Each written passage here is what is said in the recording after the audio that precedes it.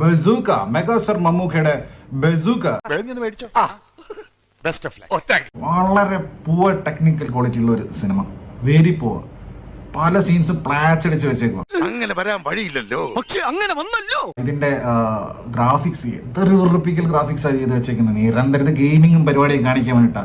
നിരന്തരം ഇങ്ങനെ ഒരുമാതിരി തലവേദന എടുക്കുന്ന രീതിയിൽ എന്തൊക്കെയോ കാണിക്കുന്നു. ഞാൻ ചെയ്ത തലവേദന എടുക്കുന്ന രീതിയിൽ എന്തൊക്കെയോ കാണിക്കുന്നുണ്ട്. അതിന് ഒത്ത അരോചക ബാക്ക്ഗ്രൗണ്ട് സ്കോർ.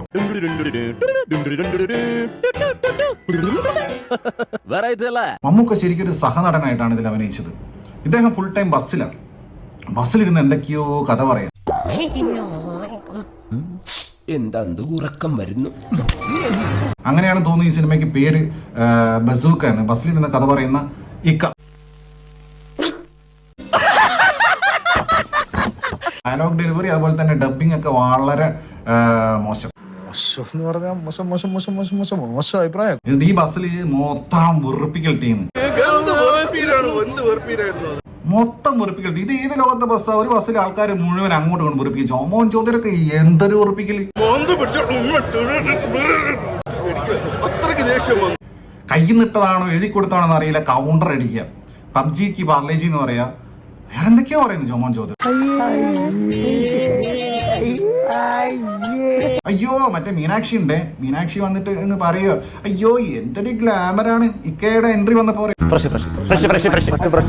ഇക്കനെ കാണിക്കുക. ഏതെങ്കിലും കഥാപാത്രത്തെ കൊണ്ട്, ജൂനിയർ ആർട്ടിസ്റ്റിനെ കൊണ്ടോ സഹനടനെ കൊണ്ടോ സഹനടിയെ കൊണ്ടോ പറയിപ്പിക്കും. എന്തൊരു ഗ്ലാമറാ ഇത്.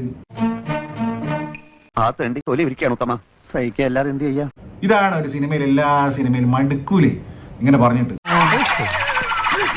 അച്ഛന്റെ പ്രായമുള്ള മമ്മൂക്കെ bro bro bro bro bro bro എന്ന് പറഞ്ഞ് വിളിച്ച് ഉറപ്പിക്കാം. ബ്രോ എന്ന് വിളിക്കുന്നത് അദ്ദേഹത്തിന് വലിയ പ്രായമില്ല എന്ന് കാണിക്കാൻ വേണ്ടിയിട്ടായിരിക്കും. പിന്നെ അവസാനമായപ്പോഴേക്ക് ഇക്ക എന്തൊക്കെയോ കാണിക്കുന്നു.